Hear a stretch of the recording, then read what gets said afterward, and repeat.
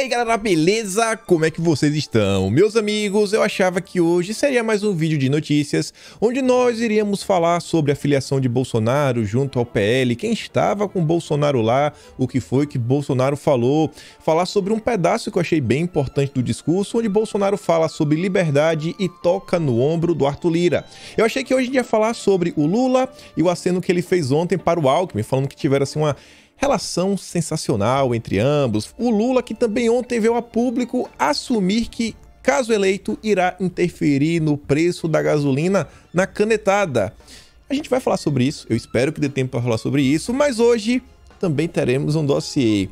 Estava eu passeando pela internet, como sempre, e eis que me deparo com o seguinte comentário, que o Moura aí bem que se juntou com um cara que foi discípulo do Jorge Soros.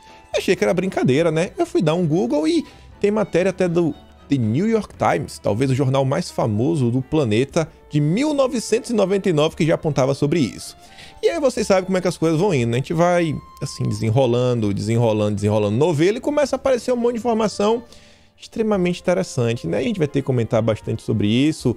Ontem, inclusive, o Moura aí estava cercado por pessoas de alto poder aquisitivo, vem mantendo conversas. Inclusive, vamos falar até um pouco aí de uma figura que parece que, bom, também se livrou lá da época de problemas que envolvem um banestado. Tem muita coisa pra gente falar do ex-juiz hoje, mas vamos começar aqui já falando sobre Bolsonaro. Espero que dê tempo de falar sobre tudo e vamos nessa. O dia de ontem foi marcado pela filiação de Bolsonaro junto ao PL. Tivemos alguns discursos, algumas falas. Quero mostrar aqui algumas delas, a começar pela fala do Flávio Bolsonaro. Depois quero mostrar uma pequena fala do Bolsonaro e um comentário do José Maria Trindade. Mais algumas coisinhas ligadas ao PL, antes de a gente entrar em alguns assuntos um pouco mais tensos. E vejam só o seguinte, cadê o Flávio? É esse aqui. Olha o que ele tem a falar.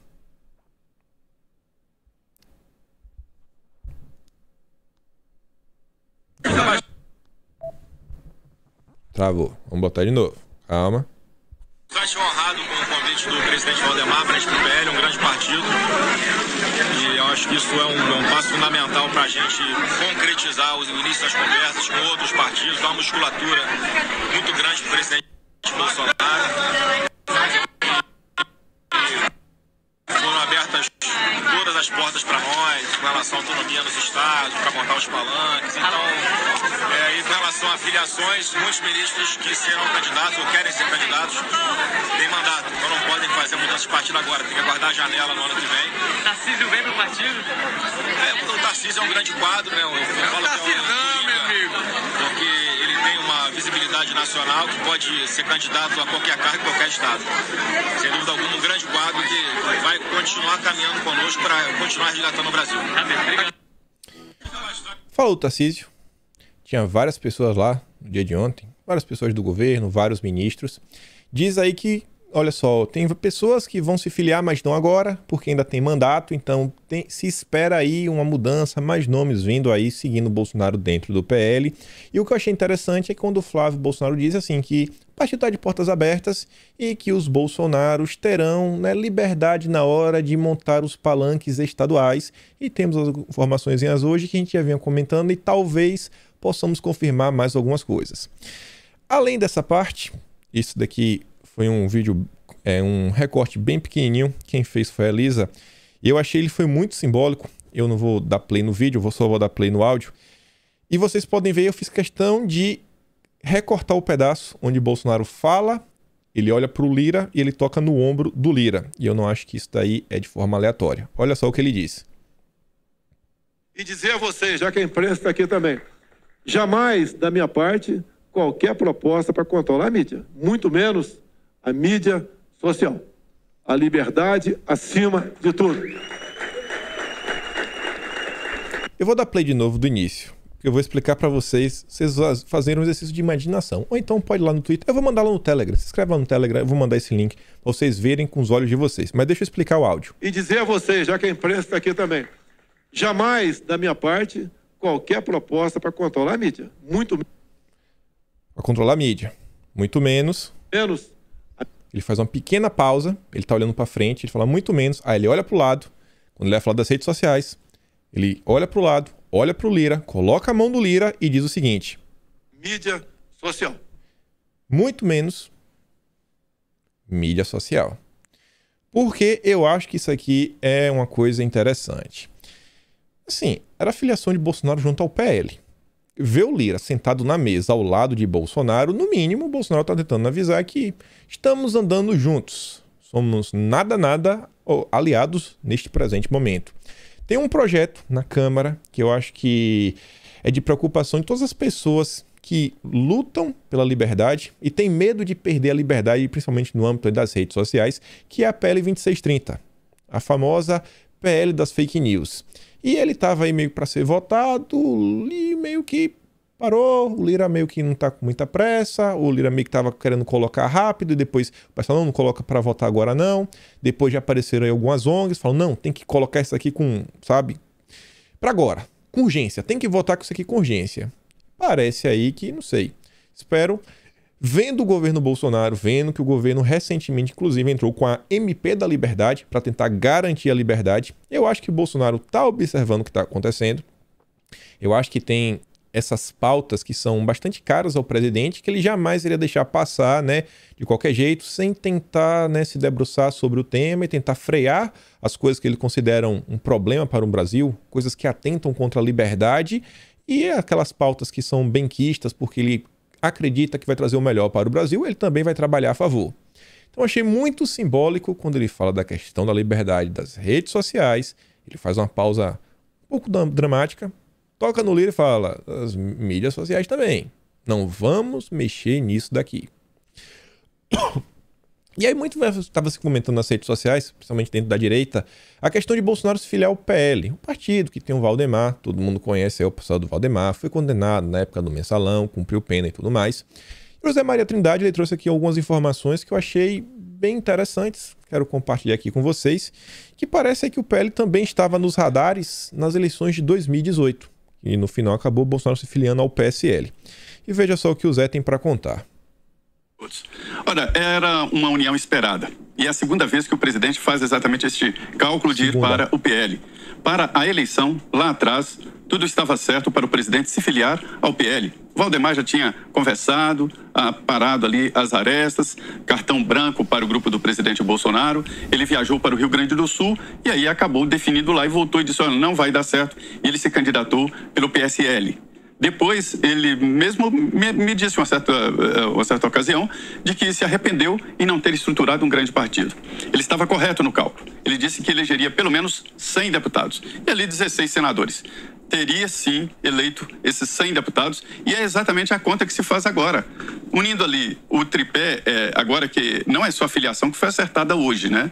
Foi a união do PL com o PTB e com os Republicanos. Não há um alinhamento oficial, mas é o tripé de campanha da reeleição do presidente.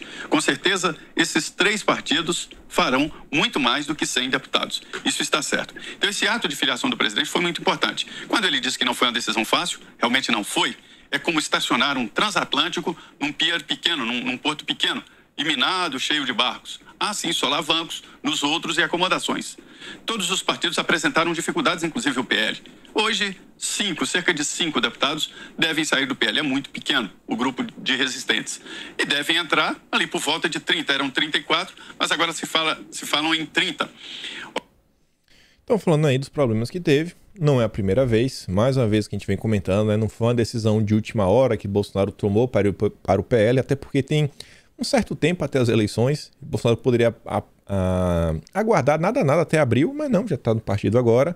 Não foi assim do dia para a noite. Fala dos problemas que tem no partido, algumas saídas e tudo mais. E aí fica de reflexão. Muita gente aí reclamando, PL, pô, e aquela coisa, né? Qual partido Bolsonaro iria? Todo partido teria algum problema. E a preocupação é ter um partido para promover uma estrutura.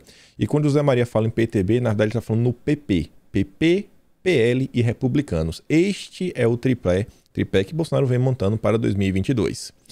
E aí sobre os que vão deixar o partido, um deles, né, eu realmente espero que saia, é o Marcelo Ramos, vice-presidente da Câmara, né, um opositor ferrenho ao governo. Hoje é dia de festa no PL, respeitarei isso. Como já disse, não estarei nesse palanque, mas em respeito a um partido que sempre me respeitou e prestigiou, só amanhã me manifestarei sobre as decisões que tomarei após essa filiação. O Texugo diz, né, a porta da rua, serventia da casa, amigo. vai que é tua. E aí não é deputado, mas vereador de São Paulo, a Tami Miranda, tá indo aí, né? O Tami Miranda tá indo aí, desculpa, não sei, né? O vereador Tami Miranda tá indo.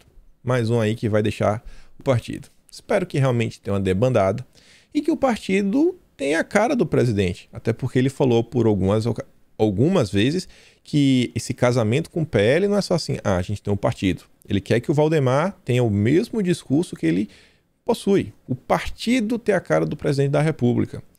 E aí as exigências de Bolsonaro ao entrar no PL. Mais algumas coisas, que é o que a gente já vinha falando, meio que assim estão sendo solidificadas. Numa conversa na última semana, o presidente pediu ao Major Vitor Hugo que dispute o governo de Goiás. O deputado disse a Bolsonaro que faz o que ele desejar. Valdemar prometeu viabilizar. No estado de Goiás, aí talvez se espera que um próprio parlamentar que já é do PL pudesse ser o candidato ao governo. Então deve aí ver se isso vai acontecer ou não vai. Vitor Hugo, como todo mundo deve acompanhar, faz parte aí do chamado grupo bolsonarista do PSL. É basicamente o líder desse pessoal. Foi líder do governo na Câmara no início do governo. Então sempre foi um deputado fiel a Bolsonaro. Em Santa Catarina, Bolsonaro solicitou que o PL dê a legenda para o Jorginho. Isso aí já está completamente sacramentado. É do Jorginho, vai ser candidato ao governo. Em Pernambuco, Bolsonaro liberou o Gilson para escolher o cargo que quiser, ou seja, ou governador ou senador. Na Bahia, determinou que o PL apoie seu ministro, João Roma, do Republicanos, na disputa pelo governo baiano. O partido já havia prometido estar ao lado do ACM Neto. Como o bastidor vem informando, o ministro Tarcísio de Freitas terá legenda para disputar o governo de São Paulo, caso assim deseje. Se especulou que ontem seria assim a data limite para o Tarcísio bater o martelo, se ele iria ou não disputar o governo do estado de São Paulo. Ainda não decidiu e a gente vai seguir acompanhando. E olha só que coisa interessante isso daqui. A gente vem comentando sobre o Mourão, as movimentações do Mourão para disputar, né, o governo do Rio de Janeiro. E tinha outra pessoa que também estava sentado lá na mesa com Bolsonaro. Mas antes de falar quem é, olha só. Os 3 palanques exigidos por Bolsonaro a Valdemar para entrar no PL. E aí tem 3 que Bolsonaro falou, não abro mão. São Paulo, Minas Gerais e Rio de Janeiro. Os 3 maiores colégios eleitorais do Brasil. Se lembra que bem recentemente falei para vocês que passarinhos contaram que Bolsonaro não só estava preocupado na hora da indicação de governadores, mas para alguns, quando a gente está falando exatamente sobre o Zema, quem sabe até fazer uma composição para quem sabe indicar o vice, né, para uma chapa.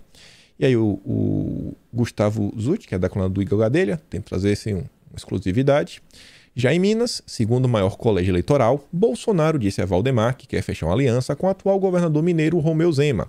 Segundo aliados de Bolsonaro, já haveria até uma conversa encaminhada de pedido de apoio a Zema no ano que vem. Então, está aí conversando. Minas Gerais é muito difícil aparecer o nome para bater o Zema, vem despontando nas pesquisas, quase 50% dos votos, já 46%. Bolsonaro aí quer conversar. E o Zema também está sendo procurado por outros pré-candidatos. Até o Sérgio Moro foi visitar o Zema, né? Não é nada aleatório. Mas falei que tem uma coisa interessante, né? Bolsonaro também quer o Rio de Janeiro. E a gente está vendo o Mourão se movimentando para, quem sabe, ser o governador do estado do Rio de Janeiro. E quem que foi ontem lá pro evento? Inclusive uma pessoa que disse que não quer, vinha falando para a imprensa, que pelo menos que a imprensa veio noticiando, que ele não queria ter sua imagem associada a Bolsonaro, porque ia queimar os votos. Tentou até, né, um certo aceno para a esquerda. Cláudio Castro, governador do Rio, divide mesa com Bolsonaro em evento do PL e tenta anular acenos ao PT. Será que ele está sentindo, né, a água bater na canela, ver quem sabe? Bolsonaro falou, não, o candidato no Rio de Janeiro vai ser o Mourão, se ele quiser. Castro, assim, né, não vai ser você não. Quem sabe pode ser o vice do Mourão, quem sabe. Eu realmente acho que o Mourão seria um candidato melhor do que o Cláudio Castro e muito melhor, sem sombra de dúvida, do que o Marcelo Freixo. E o nome aí com chance, né, um corpo para vencer as eleições no Rio de Janeiro. Vamos continuar observando. E aí, né, a imprensa brasileira não pode passar batida, sempre tem que trazer alguma pérola absurda. E o Renato Souza, R7, né, jornalista profissional.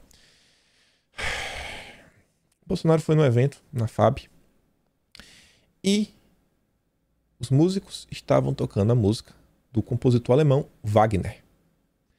Como Bolsonaro estava lá, eles tiveram que fazer questão de colocar, né, adjetivos pejorativos para conectar o Wagner, um tipo de discurso de ódio contra certos grupos, etnias, e lembrar que ele era ligado, né, àquele governo alemão que tocou o terror durante a Segunda Guerra.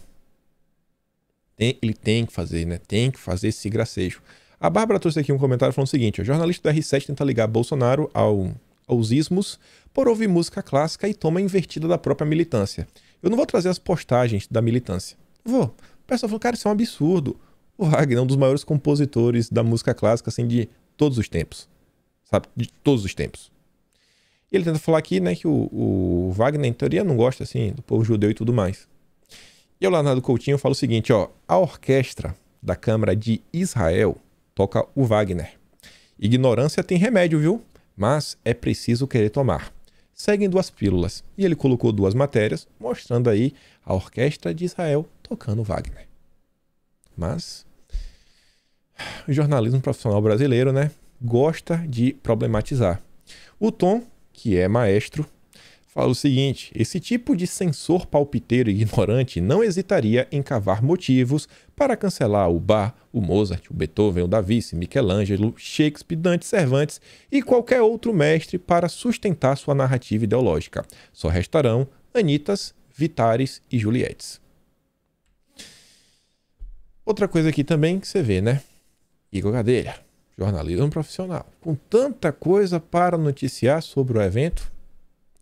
Presidente da Câmara, Arthur Lira, é uma das poucas autoridades que usam máscara dentro do auditório onde acontece a filiação do presidente Bolsonaro. E a Anitta diz, né? Começou o chororô.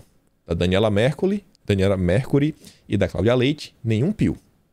Muito menos do Barroso, né? Lá no Chiclete com Banana. E aí na mesma tomada tem que o UOL Notícias. Sem máscara, Bolsonaro dirige ônibus elétrico e dá carona a autoridades. Meu Deus, meu Deus. Bolsonaro dirige ônibus elétrico sem máscara e dá carona a autoridades. Paulo Filipe diz, viu? Se tivesse no trio elétrico tipo a Cláudia Leite, estava tudo certo. Se houvesse milhares assistindo, pulando e dançando sem proteção ou distanciamento algum, melhor ainda. Só para fechar aqui sobre o tema, mas tudo mais, Anvisa encontrou no Brasil a tal nova variante. A empresa já dá o break news, né? Já tá quase fazendo festa, né? Já estão quase celebrando aí um possível fecha tudo, novo lockdown em 2022. Essa turminha não perde tempo. E só voltando aqui para a filiação de Bolsonaro, outro tema que a gente vai começar a falar dele agora, o senhor Sérgio Moro. Filiação de Bolsonaro deixa claro que Moro, por hora, é principal adversário. Não acho que estaria errado se realmente teve esse intuito em determinado momento. O Bolsonaro só fez falar, ele não só falou do Moro, ele também falou do Lula. Então não é bem assim como a Folha de São Paulo quer colocar. Mas sim, hoje o único candidato que tem alguma possibilidade de tirar os votos de Bolsonaro é o Sérgio Moro. É o único candidato. Porque ele ainda tem, né, aquela roupagem criada principalmente pela Rede Globo e o antagonista, que ele é um grande herói que lutou contra a corrupção.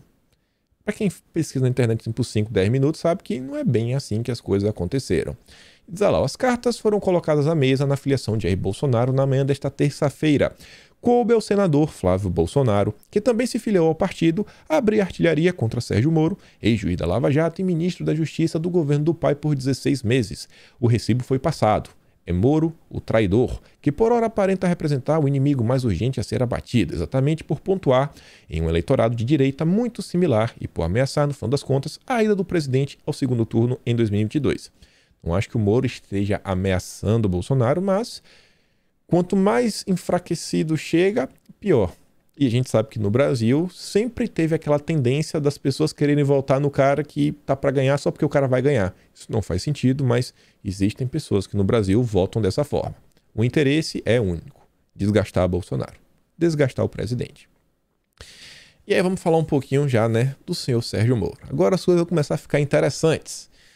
O grande paladino da moralidade, que criticou, né, o fundo partidário, o fundão, o tão falado fundão, que tanto criticou, vai receber um cacauzinho. Bela Megali, a grande parceira do Sérgio Moro dentro da Globo, diz que Moro ganhará salário do Podemos a partir de dezembro. Saiba o valor. Pré-candidato à presidência da República, Sérgio Moro vai ganhar, a partir do mês que vem, um salário do Podemos. O ex-juiz vai receber do partido um valor mensal de R$ 22 mil brutos. Com os descontos, o valor líquido será de R$ 15 mil. Nada mal, hein? Nada mal. Mas pro padrão de vida do Moro, troco de bala. Troco de bala. O Texugo pergunta, né? Não está à venda, né, Russo? Você não está à venda. Não está à venda. A ONU traz ainda um pouco mais de informações. Prezada, não estou à venda, a Elisa disse. E você vê, ó. Em junho de 2019, a Álvares e Marçal foi nomeada pela primeira vara de falências de São Paulo como administradora judicial no processo de recuperação judicial da empreiteira. Pelos serviços prestados, a consultoria passou a receber cerca de 1,1 milhão mensal pelo serviço. Outras duas empreiteiras, alvo de decisões do ex-juiz Moro, a OAS e a Queiroz Galvão, também chegaram a contratar os serviços da consultoria que viria a contratar o agora político. A imprensa está começando a contar, né, o que Sérgio Moro anda fazendo, ou pelo menos andava fazendo. O Carlos Bolsonaro diz: se é do bem, pode. Se fosse Bolsonaro, toda essa raça junta do PT e dos gargantas profundas estariam alinhadinhos fazendo o que fazem de melhor, tentando derrubar seu único adversário. Tem muito método. Muito método. E ontem o Sérgio Moro apareceu no aeroporto. Vamos ver a multidão que o recebeu, né? Multidão, só que não. Olha só. Olha a multidão.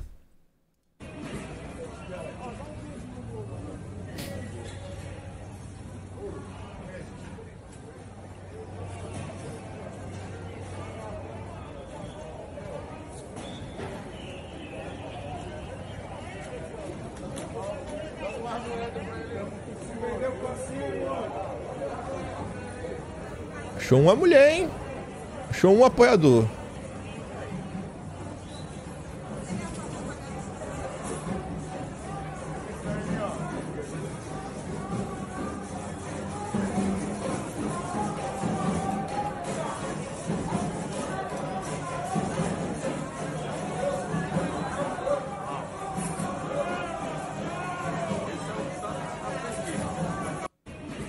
Ovacionado, viu? Ovacionado nos aeroportos. Esse é o senhor Sérgio Moro. E aí, olha só. Olha só. Moro, Setúbal, Itaú e Banestado. Stuberger, Roberto Setúbal e Paulo Galvão ouvem propostas de Sérgio Moro. Sérgio Moro está se encontrando com várias pessoas bastante interessantes, né? E uma delas é o que a gente vai puxar o fio logo menos. Aí eu vi aqui e falei, pô, Banestado, Setúbal, Itaú. O Itaú, a gente sabe, é o banco mais próximo do Luciano Huck, até pela questão aí que envolve a XP Investimentos e tudo mais. É o banco que mais fomenta o progressismo no Brasil, né? Um nome bonito para falar da esquerda, das pautas de esquerda. E eu vi, pô, Moro, Setúbal, Itaú, Banestado. Só de colocar esses 4 nomes juntos já tá estranho. Aí o Bolso Roosevelt trouxe aqui 2 matérias para complementar. Gazeta do Povo, lá do Paraná, a terra do Sérgio Moro. Além de Moro e Alberto Youssef, o caso Banestado tem outros personagens em comum com a Lava Jato. Os procuradores Januário Paludo, Carlos Lima, Deltan Dallagnol, Orlando Martello, da Força Tarefa da Lava Jato, também atuaram no caso do Banestado. E alguns desses também foram trabalhar, né, lá em Brasília com o Sérgio Moro. E aí uma matéria antiga mesmo, né, do tempo, da época, caso Banestado. Segundo o presidente do Itaú, outros banqueiros farão o mesmo. O que foi que aconteceu? Setúbal afirma que vai ao STF contra a quebra de sigilo. O banqueiro Roberto Setúbal, presidente do Banco Itaú, afirmou ontem que irá entrar com uma medida cautelar no STF contra a CPI do Banestado por ter quebrado seu sigilo fiscal e de outros diretores do banco. Você vê, né? Entra ano, sai ano, todas as pessoas que o Moro já tinha algum vínculo assim no passado, desde o caso do Banestado, vão reaparecendo no cenário atual, em algum ponto, conversando com ele, apertando a mão, né? Uma foto juntos. Mas se você falar que tem algo estranho, eu fico, ih, rapaz, não. Isso é tudo da cabeça de vocês. Aí vem essa postagem aqui também, Diogo Mainardi, né? Proposta de comunicação do Sérgio Moro. Quem inova é o mercado, não o governo. Diz Moro em jantar com empresários. Aí o Arthur diz, né? Desde o Banestado, o Moro aprendeu a gostar do mercado financeiro. E aí que veio a postagem que eu falei, não, pô, peraí, que agora tá começando a ficar interessante. O Armínio Fraga, eu já sabia, assim, que é um cara ligado à esquerda, ligado ao Fernando Henrique Cardoso, amigo pessoal do Luciano Huck, que é amigo do Sérgio Moro. Aí o Diogo Mainardi tá falando o seguinte, que Armínio Fraga fala em voltar ao governo e diz que tem simpatia pela terceira via. Inclusive, ele já falou que aceitaria ser o ministro da Fazenda do Sérgio Moro. Eu falei, pô, Sérgio Moro tendo um Armínio Fraga como, sabe, ministro da Fazenda. Aí eu falei, pô, faz sentido, né, pro amigo do Luciano Huck. Só que eu vi o Arthur falando o seguinte, o homem dos Soros, dos juros de 40% ao ano, tem simpatia pelo Moro. Começa a aparecer quem é o chefe do Moro e do Mainardi. Eu falei, pô, Soros, cara. Pô, o pessoal da Empíricos curtia bastante, né, o Soros lá, a gente já fez um vídeo no passado. Foi o único vídeo que foi proibido de passar no Brasil. Depois de um tempo, apareceu sua notificação. Esse vídeo não pode mais passar no Brasil. Episódio 187. Eu falei, tá certo, né? Falei, vamos dar um Google. Será que isso aqui é verdade mesmo que o Arthur falou? E aí o que me depara a primeira matéria, não é nem uma matéria em português. Deve ser porque eu tô na Austrália também, né? Você pesquisa. Eu botei o nome lá, Armínio Fraga e os Soros. E esse que aparece aqui, The New York Times. Comércio Internacional. Brasil nomeia um aliado dos Soros para a presidência do banco. Não é qualquer banco, é o Banco Central. A nomeação do Armínio Fraga, que gerenciou um dos maiores fundos de investimentos dos Soros, coincide com a urgente consulta entre o Brasil e os oficiais do mercado financeiro e o Fundo Internacional Monetário, né? O FMI, no caminho para combater a crise que está puxando a América Latina, né? Para destruir puxando para baixo uma das maiores economias da América Latina. Falei, pai, o Brasil tendo mal, aí um banco globalista, né? Para o Brasil melhorar a interlocução com o banco globalista, traz o aliado George Soros, que não faz muito sentido, muito sentido. E é esse cara que está indo trabalhar pro Moro. Beleza, bacana. Amigo do Luciano Huck, particular, o Armínio Fraga. O Moro ligou, né? O passado tá certo. Aí eu fui pesquisar mais também sobre Armínio Fraga e achei essa matéria. Bilionário e ex-surfista. Saiba quem é o novo homem mais rico do Brasil. Estamos falando do Jorge Paulo Lemann. Um dos ex-funcionários do Jorge Paulo Lemann, o famoso Lemann, o Armínio Fraga, que saltou de economista-chefe do Banco Garantia para presidente do Banco Central no governo do ex-presidente Fernando Henrique Cardoso. Saiu de um banco para o outro. Eita, rapaz. Que baita promoção, hein? Sai do Lema, vai trabalhar para a FHC. Olha só, né? As coisas estão ficando interessantes. Aí a gente continua pesquisando, né? Eu falei, pô, deixa eu cruzar aqui com o antagonista, né? Eu sei que a Empíricos curte aí o Fraga, eles também curtem o Soros. Deixa eu ver o que o antagonista tem para falar. Achei essa matéria aqui bem recente. 3 de fevereiro de 2020. Uma esquerda para valer que não fica dando dinheiro para rico. Esquerda para valer. Esquerda. A famosa terceira via. Esquerda para valer. E aí diz o seguinte. Armínio Fraga faz parte do Conselho Consultivo do Agora, que prepara a candidatura de Luciano Huck. Luciano Huck é a esquerda para valer. Amigo do Moro. Amigo pessoal do Armínio Fraga. Não só amigo, né? O cara que prepara a candidatura do Huck. E no ano passado a gente viu, né, o Moro ligando pro Huck para sentarem juntos, almoçarem, discutir sobre 2022. Tá certo. E esse movimento agora, eu conheço ele. Eu conheço. Mas fiz questão de entrar no site pra gente dar uma checada, né? Você entra lá no Agora, você vê membros. Aí o primeiro conselho de todos, que é o Conselho Consultivo, aparece 2 grandes senhores. De um lado, o Armínio Fraga, do outro lado, o Paulo Artung. Eu falei, pô, o Paulo Artung eu já conheço, já sabia até que ele era do Agora. Um dos principais também interlocutores do Luciano Huck. E aí você vê como são as coisas, né? Só relembrar matérias, assim, primeira vez que a gente trouxe essa matéria foi no episódio 97. Hoje é o 777. Se eu não estou enganado, acho que hoje é o 777. Enfim, tá um bom tempo que a gente comentou sobre isso. Senador da Rede tem encontro com o articulador de Huck ao Planalto. O articulador de Huck é o Paulo César Artung Gomes. Também é líder do Renova BR, aquele grupo que o Deltan Dallagnol compartilhava, recomendava. Inclusive, foi a primeira vez que a gente falou desse tema, foi exatamente no vídeo que a gente está comentando sobre o Deltan Dallagnol convidando pessoas, né, a participar do Renova BR. Paulo Artung, conselheiro e articulador de uma possível candidatura presidencial de Luciano Huck, almoçou com Randolph Rodrigues. Randolph Rodrigues. Randolfinho.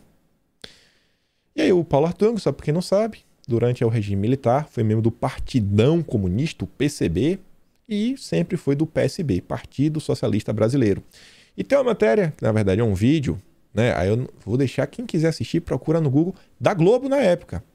Ex-executivo do Odebrecht detalha encontros pessoais com Paulo Artung.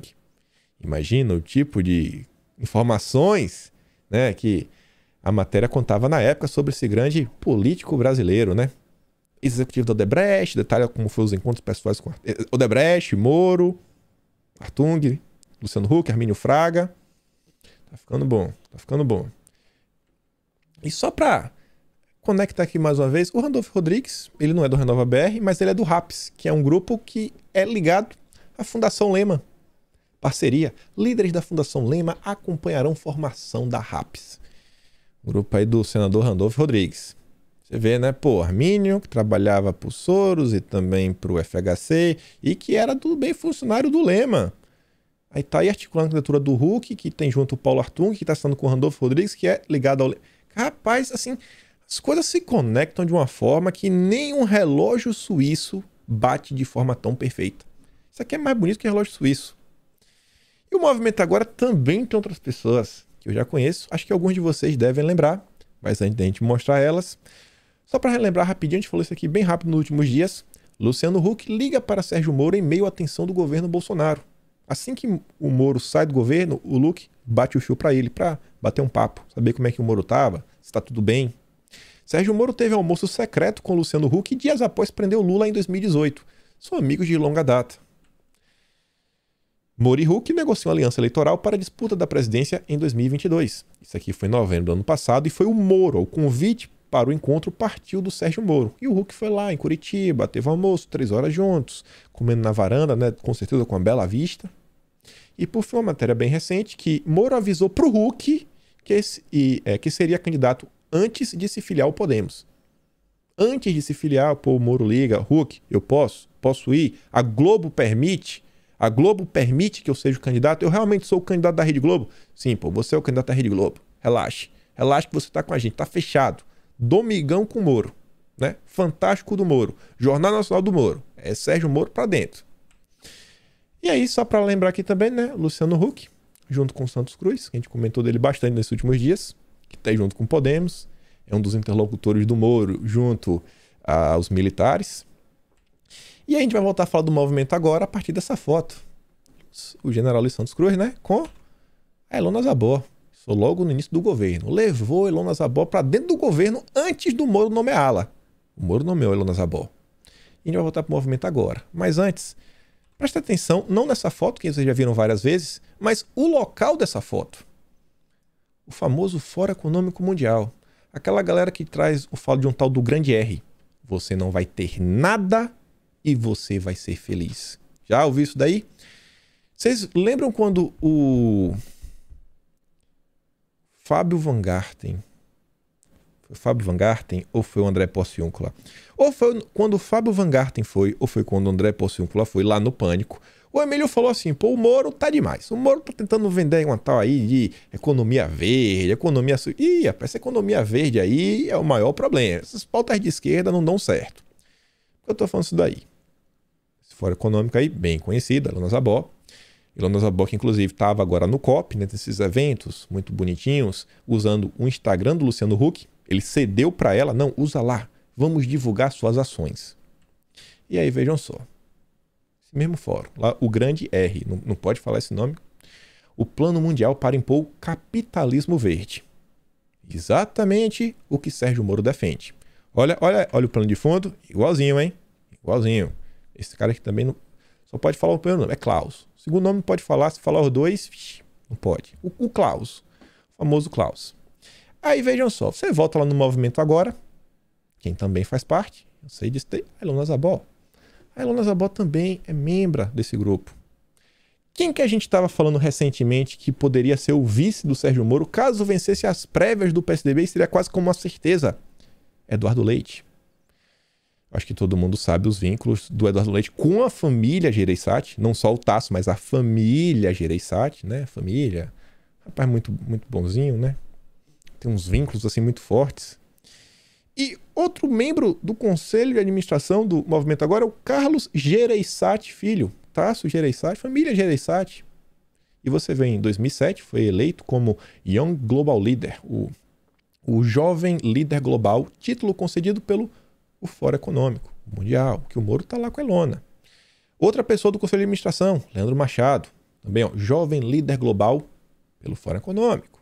Mais um. Aí você olha aqui também, né, tem outro, Ronaldo Lemos. Aí o Moro trouxe o general Santos Cruz para compor com ele, né, que saiu do governo Bolsonaro porque viralizou na época aquele vídeo que ele falou com a Vera Magalhães sobre a questão de regulamentar a mídia, as redes sociais, né, algumas regras, fazer, quem sabe, alguns aprimoramentos nas leis. E um dos membros do Movimento Agora, que está se aproximando aí, está muito próximo do Sérgio Moro, esse rapaz é um dos criadores do Marco Civil da Internet. Primeira lei aí que vem para já colocar um certo controle em como funciona a internet, né? Esse negócio de liberdade demais não dá certo.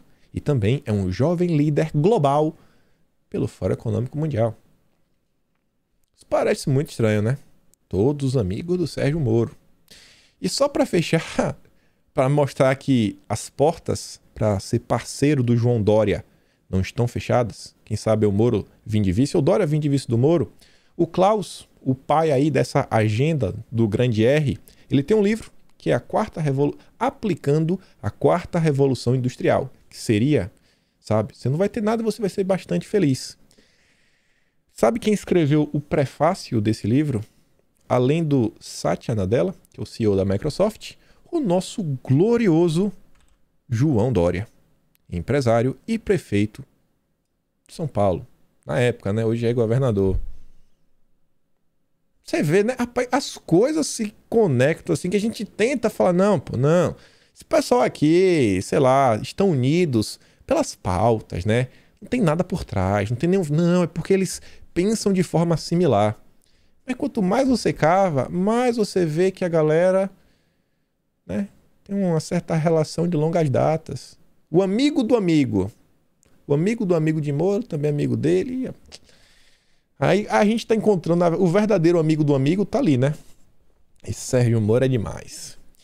E ainda aqui no âmbito do mercado financeiro, já que se aproximando de toda essa galera, Setúbal, Armínio Fraga, Lehman, Soros, a pergunta mais recorrente do mercado financeiro ao senhor Sérgio Moro.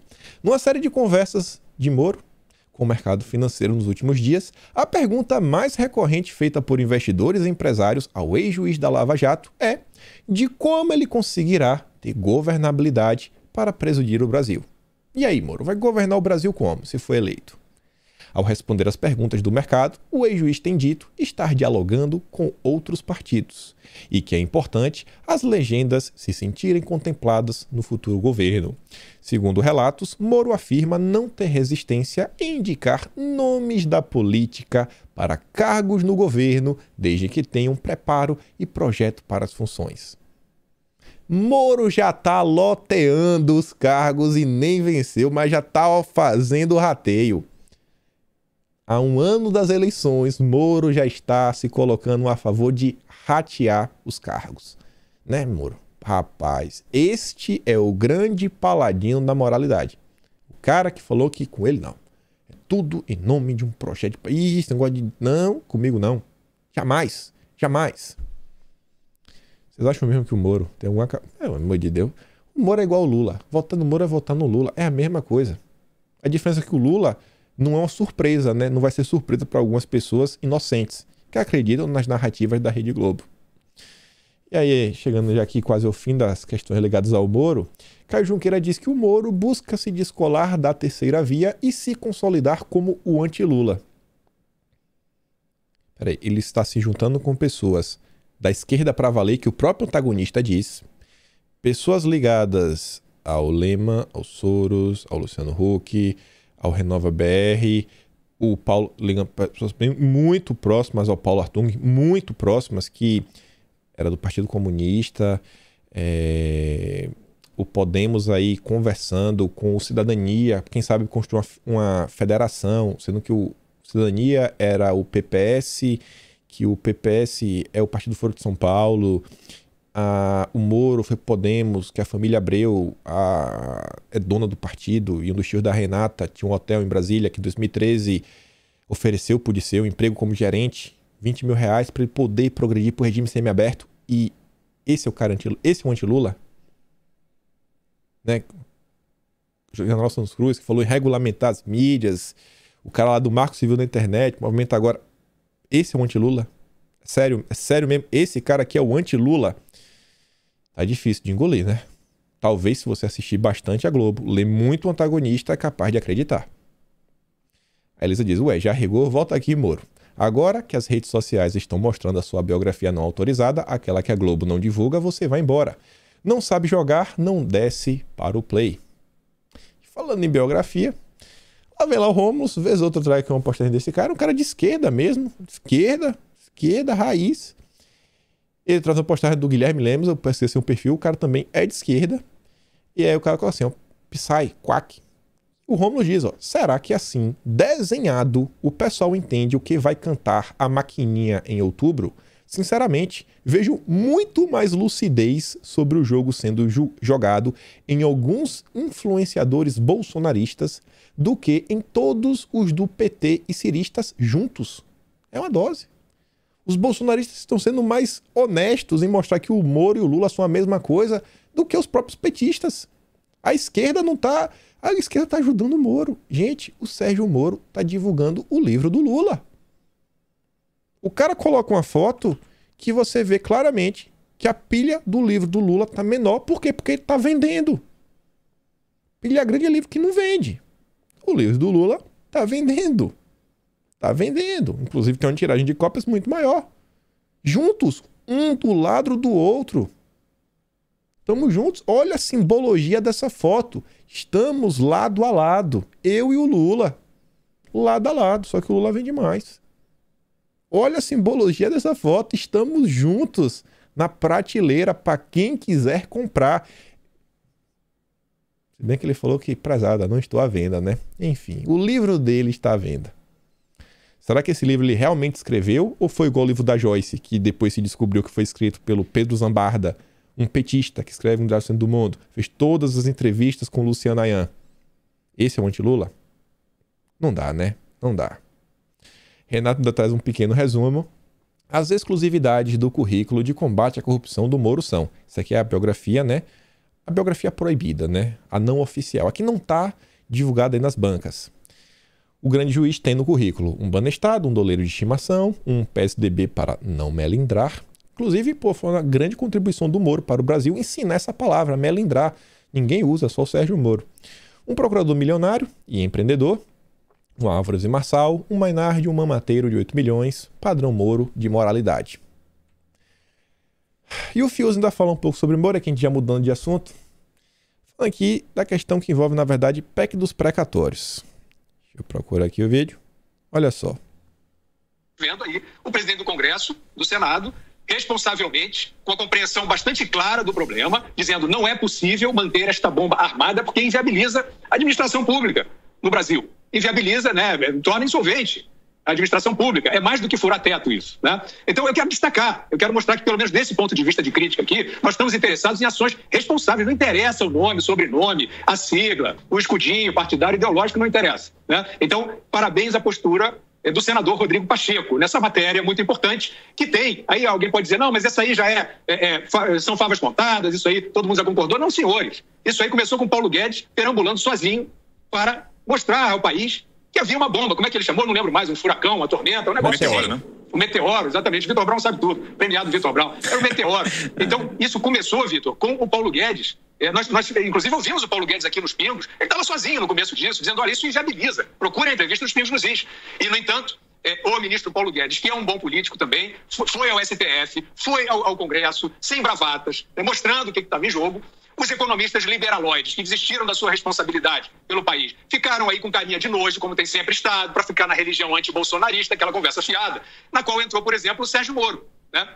Mas o que a gente diz aqui, olha, se trouxer responsabilidade, como trouxe na Lava Jato, a gente vai gostar, a gente vai aplaudir. Mas foi lá o Sérgio Moro, muito mal assessorado, completamente perdido, para o Senado Federal, fazer, sei lá, uma orientação ao Podemos, né? O político Sérgio Moro, coitado, ele está completamente desajeitado nesse papel, foi lá ao Senado dizer ao Podemos para votar contra isso aí, que até o senador Rodrigo Pacheco, que tem sido aí meio pedra no sapato do governo, está aí assumindo a responsabilidade. Então nós vimos ali o Sérgio Moro dizendo que é contra a PEC dos precatórios, tentando explicar isso e não conseguindo, dizendo que é contra o furo do teto, mas é a favor dos programas sociais, e não sabia o que ele estava falando. Na verdade, a PEC dos precatórios é você desarmar uma bomba fiscal, é você proteger o teto, né? Independentemente do programa social, que é um outro problema, que precisa de dinheiro porque as pessoas ficaram sem meios de vida com a pandemia, etc. Então, mais do que nunca. O Sérgio Moro não entendeu nada disso, foi ao Senado fazer uma politiquinha anti-bolsonarista, e dessa maneira, com essa conduta aqui, pelo menos, ele nunca vai merecer respeito. Não dá, né, Moro? Não dá, né? Lacrar pra cima dos precatórios. E sobre o assunto, foi aprovado aí na CCJ, lá no Senado, por 16-10. Mas agora tem que passar na Câmara. Tá se conversando muito. O Luiz fala o seguinte, 16-10 mostra folga na aprovação e derruba as histórias que tentam contar. Mas não é bem assim que a banda realmente toca. Oposição no Senado prevê derrota do governo na PEC dos precatórios. Segundo senadores contrários à PEC, o texto de Bezerra continua a mesma porcaria que saiu da Câmara e não teria revertido nenhum dos 35 votos que já existiam no Senado com a proposta. Com 35 senadores votando contra a PEC teria no máximo 46 votos favoráveis. Nas contas governistas, o texto passa no limite dos votos necessários, algo em torno de 52 votos. Uma PEC precisa de 49 votos para ser aprovada. Então tá aí, tem uma resistência, obviamente a esquerda está contra, porque, sabe, nada que possa ajudar o país pode avançar. Nada. Cai no colo do governo, como um meteoro, engessando, né, o orçamento como um todo, 90% do orçamento comprometido, e não, paga aí e não reclama. Ah, mas pô, se aparecer alguma urgência, alguma coisa... Não, esquece isso daí, tem que pagar. É brincadeira, né? Todo mundo sabe o que está acontecendo. E aí vamos falar do Lulinha. Virou notícia aí nas TVs, porque tá bem bonito, olha só, tá quase um comentarista da Sport TV, né? Sempre aparece lá com aqueles fones de ouvido, bacana, assim, um microfonezinho na boca, parecendo aqui um locutor de jogo de futebol. Eu quero construir uma chapa para ganhar as eleições, diz Lula sobre ter Alckmin como vice. Rapaz, é duro, viu? É duro. Não faz mais nenhuma questão de esconder que o tucano-petismo foi quem governou o Brasil, né? Por uns bons anos. E olha só isso daqui, olha o que o Lula tem a falar. Eu 23 vices e 8 ministros da Fazenda. Eu nem sou candidato ainda.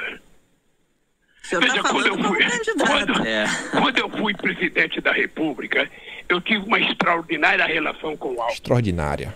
Nossa. Eu tive uma extraordinária relação com o Serra. Eu tive uma extraordinária relação com a Ieda Cruz. Eu tive uma extraordinária relação com o Ricoto. Porque eu não fazia diferença na minha relação com os entes federados. Eu não queria saber de que partido que era a pessoa. Então o Alckmin, eu tive uma extraordinária relação. O Alckmin foi um governador responsável aqui em São Paulo. Ele está numa definição de partido político, nós estamos num processo de conversar. Vamos ver se a hora que eu definir ser candidato ou não, se é possível a gente construir uma aliança política. É preciso primeiro saber qual é o partido que o Alckmin vai entrar. Ele ainda não definiu. Sim. Mas é o seguinte, eu quero construir uma chapa para ganhar as eleições. E quero construir uma chapa para mudar outra vez a história desse... Mudar outra vez a história desse Brasil. Meu Deus. Não faz isso não, Lula. Pelo amor de Deus. Você vê, ele quer revolucionar o país novo. Já tá pregando revolução. A gente sabe que o partido, a única possibilidade do Alckmin vir como vice é se ele for para o PSB, do Siqueira, Partido Socialista Brasileiro. Estamos falando, a definição do Estado de São Paulo pode definir muitas coisas. E já saiu essa matéria no blog petista aí da extrema esquerda, o Diário do Centro do Mundo. Com Alckmin de vice, Lula cresce, diz pesquisa interna do partido. O general Pica-Pau faz piada, né? O PT começou a adotar a outra via. A terceira via lulista, olha só, né? Terceira via lulista. Porque você tem, em tese, né, a esquerda, o bolsonarismo e o que não é isso é a terceira via. E o Alckmin é o vice do Lula, né? Tá. Terceira via. O PT realizou pesquisas internas para saber se Alckmin agrega votos a Lula. Foi identificado que o ex-presidente não perde eleitor em nenhuma região do país, se colocar o Alckmin, e em São Paulo o Lula ganha mais votos. Conforme por o DCM, a pesquisa interna do Partido dos Trabalhadores perguntou se o eleitor votaria em Lula caso Alckmin fosse o vice. O presidente cresce 5% no estado paulista. Disse a do PSDB, Geraldo tem muita força no interior. Você vê, a coisa já está tão séria, mas tão séria, tão próxima de se concretizar, que o PT está investindo em pesquisa, que não é barato, para já avaliar o nome do Alckmin. Já está investindo em pesquisa interna. Meu amigo, aí é só assim, é só subir no altar. Já está namorando. É só subir no altar agora e casar. Botar o bambolê no dedo. Lula bateu no teto e vai enfrentar uma ofensiva crescente. Líder isolado nas pesquisas, está completando 5 meses, estacionado no patamar de 40% na preferência eleitoral, na média das pesquisas de intenção de voto. Se realmente é verdade ou não, a gente fica naquela. Mas você vê, a própria imprensa disse que o Lula não sai do lugar. Estagnou. Não sobe nem desce. Está ali. Bateu no teto. Para furar esse teto, talvez ele precise de algum nome para agregar. Não à toa o Lula está em conversa com o Geraldo Alckmin. Tem que ter uma chapa para vencer. O PT sabe disso. O PT está vendo as pesquisas, está chegando com os números em mãos. E quando chegar nas eleições mesmos, que eu acho que o povo perceber que, cara, peraí, é Lula contra Bolsonaro, é o Lula. Pô, achei que era piada, eu achei que o Lula, sei lá, fosse desistir. O Lula. Não dá. Não dá. Na hora que o povo brasileiro realmente começar a relembrar quem é o Lula, aí eu acho que a coisa vai mudar um pouquinho. Lula fala evangélicos e diz que PT não pode tratá-los como gado. Você vê, né? A esquerda que tá sempre aí, né? Demonstrando todo o seu amor pelo cristianismo. O Lula tá vendo que tá dando errado. Ó, a gente tá chegando agora na época da campanha. Baixa o tom. Tenta esconder, né, o real sentimento, a real forma como vocês enxergam os cristãos, porque vai pegar mal, vai pegar mal. O PT não pode acreditar na história de que os evangélicos e as evangélicas são como se fossem um gado. E deve lembrar o segmento de que a maioria dos fiéis, pobres e periferia foi beneficiada por políticas públicas iniciadas pelos governos petistas. O Lula vê os cristãos como voto, nada além disso, né? Como um meio para chegar ao poder. Nada além disso. Depois pode pisar em cima. Esse é o Lula. E isso daqui, cara, eu fiquei assim abismado com a quantidade de curtidas, que você vê assim, meu Deus, o que é que o povo brasileiro tá pensando a curtir uma coisa dessa? O Lula ainda começa assim, ó, digo em alto e bom som. Ele quer que todo mundo escute ele. Nós não vamos manter essa política de preços de aumento do gás e da gasolina que a Petrobras adotou por ter nivelado os preços pelo mercado internacional. Quem tem que lucrar com a Petrobras é o povo brasileiro. Eu não tô nem aí se o preço do petróleo subiu no mundo todo, se o dólar subiu, tô nem aí. Vou determinar o preço na canetada, vou interferir no estatal. Gente, olha só, o PT está falando que vai interferir na Petrobras. É a Vaza Jato, a Lava Jato 2.0. Mais um petrolão. Lava Jato não é Lava Jato do Sérgio Moro. Petrolão 2.0. O cara falou, eu vou dar uma canetada na Petrobras. O que eu não fiz no petrolão, a gente vai fazer no Petrolão 2.0. Porque quem tem que lucrar é o povo brasileiro, né? O povo brasileiro do PT. Rapaz. E as pessoas curtindo isso daqui como se fosse uma coisa mais comum do mundo, não tem problema nenhum, pô. Isso aí mesmo. É isso aí, Lula. Vai lá na canetada. Congela os preços também, né? Igual tá lá na Argentina. Igual o Sarney fez no passado. Políticas da extrema esquerda. O Lula já está avisando o que ele vai fazer. Interferência estatal. Isso aqui é comunismo. Antes de mostrar o Eduardo, isso aqui, ó. É urgente mudar a política de preços da Petrobras, diz o senador petista. Solução não passa por congelamento de preços, mas sim por programa de estabilização que leve em conta custos internos de produção. Vai enganar trouxa, né? Tenta enganar o trouxa, que não vai colar. Não adianta, cara. Isso aí é conversa para boi dormir. Já estão aí no Senado pensando o que é que vai fazer. Não, vamos mudar aqui os preços e tudo mais. O ICMS, que é uma política que é a curto prazo, pode trazer já um efeito? Ninguém quer. Ninguém quer. Porque foi Bolsonaro que fez, vai beneficiar Bolsonaro. Discutir uma reforma tributária, que também vai mudar os tributos no país, pode realmente levar também a uma melhora no âmbito. Preço da gasolina, preço do gás de cozinha, aí também ninguém quer. Mas os petistas têm uma solução para vocês. Para mostrar que eles realmente assim, não estão escondendo os seus desejos, os seus ímpetos. Sabe lá o PCO? Então, o Diário da Causa Operária, se não me engano é ligado ao PCO, né? Se não for, mas enfim, comunista. O Diário da Causa Operária já está deixando claro. Lula tem que governar como um ditador sanguinário. Chega de ser bonzinho e fofinho. Tem que ser um tirano, gente. Aí você vê, tem a foto do Lula e embaixo a sublegenda. Para derrotar a direita e o imperialismo é preciso radicalizar. Eles nem fazem questão de esconder nada. E isso em um país que nas universidades a gente já encontra coisa como essas, ó. Líder do Sandeiro Luminoso. Um grupo que a própria esquerda fala, essa galera aí tá passando... Essa galera aí, cara, tá tocando terror. O Foro de São Paulo acha que o Sandeiro Luminoso, assim, passa do ponto. Cara, assim, tira o pé do acelerador, vocês estão demais. Já tá aí nas universidades de São Paulo, do Brasil. Na Universidade Federal do Rio Grande do Sul. Honra e glória eternas ao presidente Gonzalez, eu acho. Mas tudo bem. E aí, só para fechar, aqui com a frase do Eduardo Bolsonaro, que ele postou ontem, porque aí, enquanto a esquerda tá avisando o que tá fazendo, o cenário tá bem claro do que nos espera aí para um possível governo lulista, tanto faz ser a terceira via ou do próprio Lula, tem alguns ruídos na direita. Teve aí uma fala aí de mais uma pessoa que tinha deixado o governo, né, meio que acusando Bolsonaro de basicamente ser Moisés, que abriu o mar vermelho no meio do caminho e falou, não, vamos voltar pro Egito. Vamos voltar para a escravidão.